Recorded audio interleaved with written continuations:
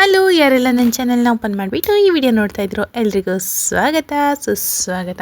ಇವತ್ತು ನಮ್ಮ ಮನೆಯಲ್ಲಿ ಬೆಳ್ಳುಳ್ಳಿಯಿಂದ ಏನಾದರೂ ಫ್ರೈ ಮಾಡಿಕೊಡು ಅಥವಾ ಏನಾದರೂ ರೆಸಿಪಿ ಮಾಡಿಕೊಡು ಅಂತ ಕೇಳ್ತಾ ಇದ್ರು. ಅದಕ್ಕೋಸ್ಕರ ಈ ರೆಸಿಪಿನ ಟ್ರೈ ಮಾಡ್ತೀನಿ. ತುಂಬಾ ಚೆನ್ನಾಗಾಗಿತ್ತು. ಅದಕ್ಕೋಸ್ಕರ ನಿಮ್ಮ ಜೊತೆ ಕೂಡ ಶೇರ್ ಮಾಡೋಣ ಅಂತ ಹೇಳಿಬಿಟ್ಟು ಈ ವಿಡಿಯೋನ ಮಾಡಿಕೊಂಡು ನಿಮ್ಮ ಜೊತೆ ಶೇರ್ ಮಾಡ್ತಾಯಿದ್ದೀನಿ. ಮೊದಲಿಗೆ ಇಲ್ಲಿ 2 ಗಡ್ಡೆ ಆಗೋಷ್ಟು ಬೆಳ್ಳುಳ್ಳಿನ ತಗೊಂಡು ಅದರದ್ದು ಸಿಪ್ಪೆನ ಸುಲಿದಿಟ್ಕೊಂಡಿದ್ದೀನಿ. ಕೆಲವೊಬ್ರು ಏನು ಮಾಡ್ತಾರೆ ಅಂದರೆ ಬೆಳ್ಳುಳ್ಳಿ ಸಿಪ್ಪೆ ಸಮೇತ ಹಾಕ್ಕೊಳ್ತಾರೆ, ಆದರೆ ಅದ್ರ ಮಸಾಲೆ ಪೂರ್ತಿ ಬೆಳ್ಳುಳ್ಳಿ ಸಿಪ್ಪೆಗೆ ಅಂಟ್ಕೊಂಡು ಹೋಗಿಬಿಡುತ್ತೆ. ಅದಕ್ಕೋಸ್ಕರ ಬೆಳ್ಳುಳ್ಳಿ ಬಿಡಿಸ್ಕೊಂಡು ಹಾಕಿದರೆ ತುಂಬ ಚೆನ್ನಾಗಿರುತ್ತೆ.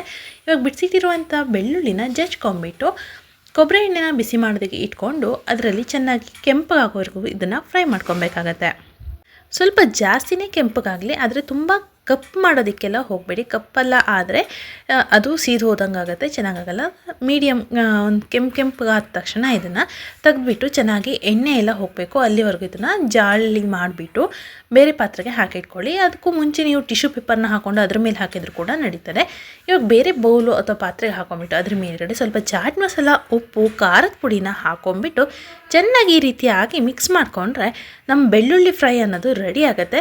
ಒಂದ್ಸಲ ಇದನ್ನು ಟೇಸ್ಟ್ ಮಾಡಿರಿ, ತುಂಬ ಚೆನ್ನಾಗಿರುತ್ತೆ. ಊಟಕ್ಕೆ ಏನಾದರೂ ಸೈಡ್ ಡಿಶ್ ಇಲ್ಲ ಅಂತ ಆದರೆ ಈ ರೀತಿಯಾಗಿ ಮಾಡಿ, ತುಂಬಾ ಬೇಗ ಆಗ್ತದೆ, ಹಾಗೆಯೇ ತುಂಬ ಟೇಸ್ಟಿಯಾಗಿ ಕೂಡ ಇರ್ತದೆ.